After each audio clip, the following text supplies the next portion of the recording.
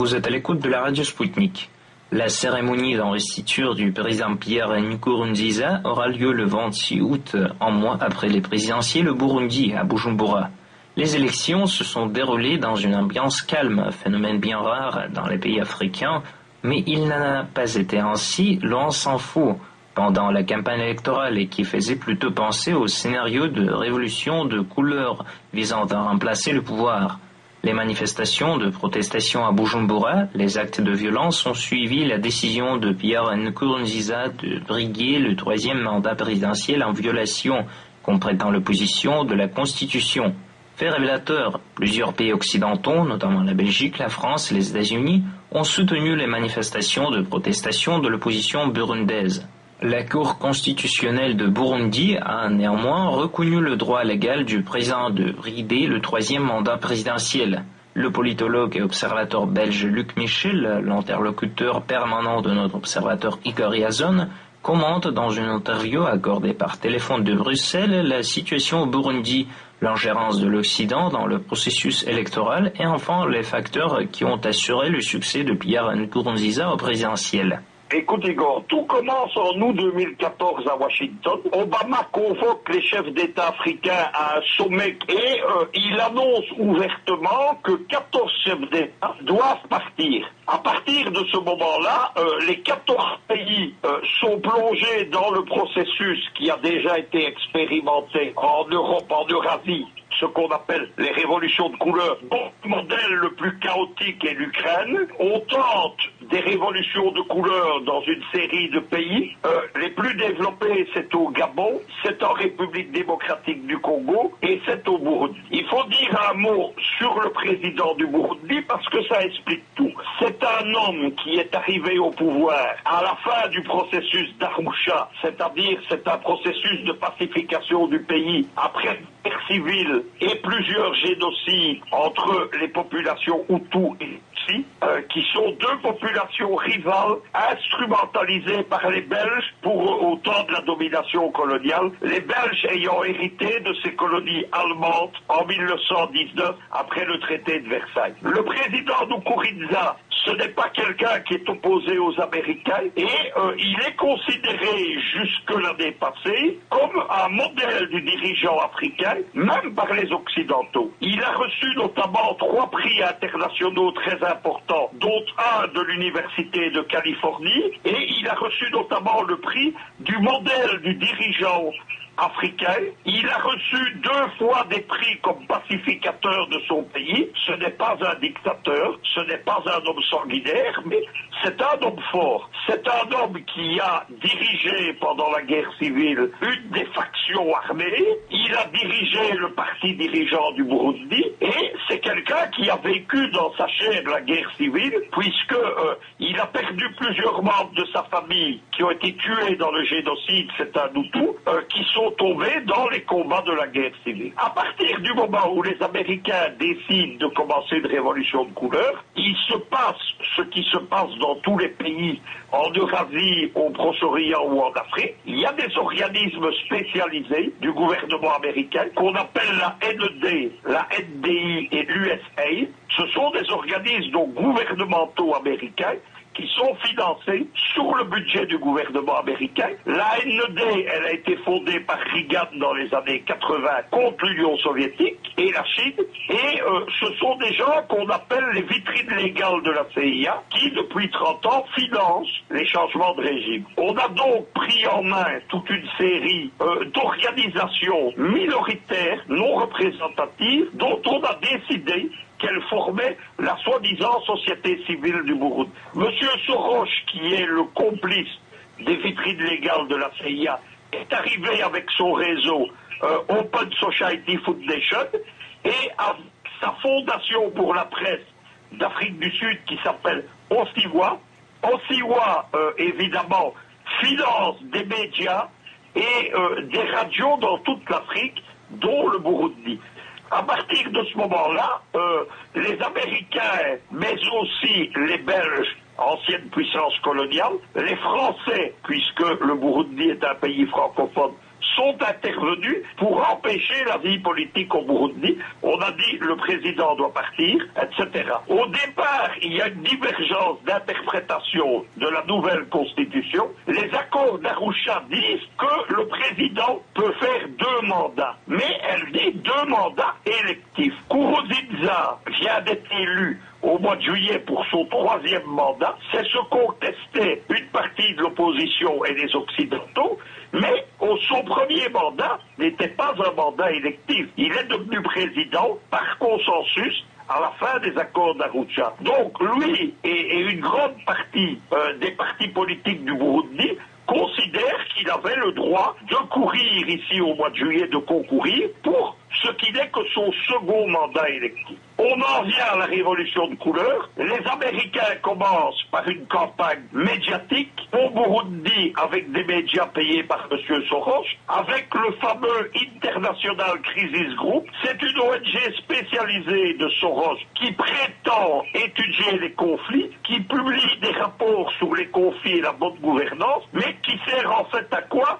À annoncer des catastrophes servant les intérêts américains. L'ICG annonce que Nkurunziza, en étant candidat, va replonger le pays dans la guerre civile, que les années mauvaises vont revenir. À partir de ce moment-là, il y a la deuxième phase de la révolution de couleur. Si tu vas voir ce qui s'est passé en Ukraine entre novembre 2013 et février 2014, le coup d'État de la Junte de Kiev, c'est le même scénario étape par étape qu'au Burundi. Après la campagne médiatique au Burundi et à l'étranger, il y a notamment de grands journaux belges comme La Libre Belgique à Bruxelles qui attaquent le régime du Burundi. La deuxième phase, il y a une série de groupuscules de jeunes qui sont constitués sur le modèle de toutes les révolutions de couleur.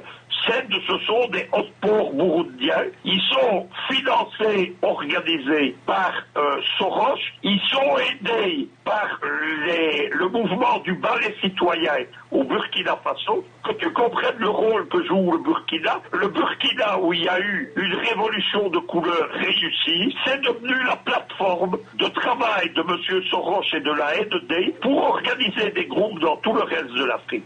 Donc ces jeunes mettent en état d'insurrection quelques quartiers de la capitale Bujumbura. Quand je dis quelques quartiers, c'est vraiment un Maïdan burundais. Il y a des manifestations que l'on fait déraper. Il y a évidemment des heurts qu'on provoque avec la police. C'est le schéma des révolutions de couleur. Et on dit, de nouveau, les Occidentaux appuient ce mouvement. Le président imperturbable, lui, pendant ce temps-là, il mène sa campagne électorale dans le pays. Il y a une dizaine d'autres partis politiques qui mènent la campagne électorale et qui soutiennent le processus. Ce sont des élections municipales et législatives qui ont lieu à la fin du mois de juin. Et c'est l'élection présidentielle qui a lieu à la mi-juillet. L'insurrection, le Maïdan burundais ne marchant pas, les Occidentaux passent à la phase suivante, c'est un coup d'État. Il y a un coup d'État qui est mené par une faction minoritaire de l'armée, avec l'ancien chef des services secrets, dont les liens avec l'Africom, le commandement américain pour l'Afrique. Le coup d'État échoue parce que l'armée, c'est devenu une armée nationale où toutes les minorités, toutes les ethnies du pays sont représentées. Il y a donc des Hutus, il y a des Tutsis, et donc l'armée reste calme. Le coup d'État qui est appuyé par toute la presse occidentale, certaines ambassades, certains diplomates, mais surtout des hommes politiques occidentaux, en Belgique notamment, jettent de l'huile sur le feu, en disant que l'armée tient le pays, etc. Le coup d'État échoue, on continue le processus électoral, les élections se passent dans le calme, elles sont accusées par énormément de pays de ne pas être des élections normales. Rien ne permet de dire le contraire. Les Occidentaux qui critiquent le Burundi oublient la fraude électorale aux présidentielles américaines depuis Kennedy en 1960 jusque Bush en 2000 et 2005. Donc les élections se passent calmement. Un processus de nouvelle vie politique se met en place. Et il faut souligner que le chef de l'opposition parlementaire, reconnaît les élections, il est lui-même élu député et il choisit de participer à la vie parlementaire et de siéger au Parlement. À partir de ce moment-là, on passe à la phase suivante du Maïdan burundais. On commence à organiser des meurtres de façon à essayer de pousser le pays dans la guerre civile. On commence par tuer le chef des services secrets du président Nkurunziza, le numéro 2 du régime. La même nuit, on tue un des chefs de l'opposition. Les Occidentaux disent c'est le parti présidentiel, mais le parti présidentiel dit nous n'avons rien à voir là-dedans. On est donc dans un pays qui aurait dû avoir une vie politique normale, avec un président qui n'est pas un monstre, qui n'est pas un dictateur, qui a toujours été élu et réélu, qui joue le jeu des élections et qui, jusqu'en août 2014, n'était même pas un dirigeant anti-occidental. Moi, quand il y a eu le sommet à Washington, j'ai dit que Obama allait faire des dirigeants qu'il attaquait, des dirigeants hostiles à l'Occident. C'est ce qui va se passer au Burundi. Au Burundi, il faut dire une dernière chose. Il y a une agence de presse, AG News, c'est une grande agence Burundi. Quand mes articles ont été publiés, notamment l'interview que nous avons fait ensemble il y a quelques semaines, Igor, sur le Burundi déjà, ils ont dit que ça avait été un choc pour la population. L'interview ayant été reprise sur des dizaines de sites d'internet sur les réseaux sociaux, la population s'est rendue compte de la manipulation. Elle a vu qu'elle était instrumentalisée par les Occidentaux, et donc il y a notamment dans le leadership burundien, il y a une compréhension de choses qui est très étroite. Le jeu des Occidentaux maintenant, ça va pousser le Burundi dans la guerre civile. Pourquoi est-ce que les conditions de la guerre civile n'ont pas été réunies? Pourquoi est-ce que le rapport de l'International Crisis Group de M. Soros ment? Pourquoi les grands journaux occidentaux, comme Le Monde Afrique, Libération ou La Libre Belgique mentent? Parce que l'armée du début de la guerre civile et du temps des génocides était une armée qui reposait uniquement sur une des communautés. Donc la guerre civile est partie de là. L'armée était un corps minoritaire dans la société et les autres minorités ont constitué leurs propres armées. C'est ça qui a débouché sur la très longue guerre civile. Aujourd'hui, depuis les accords d'Arusha, le pays est pacifié. Personne n'accuse le président Nkurunziza, qui est un Hutu. Personne ne l'accuse d'être le président des Hutus. Il est le président de tout le Burundi. Il a été reconnu comme tel par la communauté internationale. Je rappelle qu'il a eu plusieurs prix internationaux. Et l'armée, c'est une armée nationale où toutes les communautés sont représentées et où ce sont maintenant des soldats de métier qui sont là pour défendre le pays et pas pour défendre une communauté. C'est pour ça que le coup d'État, à la grande surprise des Occidentaux, n'ont pas marché. Je voudrais dire une dernière chose, Igor, c'est que tous ces gens qui ont voulu importer un processus étranger, la révolution de couleur en Afrique, ne connaissent pas l'Afrique. Ils ne connaissent pas la mentalité africaine, ils ne savent pas comment chaque pays pense. Si tu ne connais pas l'Afrique, Igor, il ne faut pas parler de l'Afrique. Parce que ce n'est pas la mentalité ni européenne, ni est-européenne, et encore moins américaine.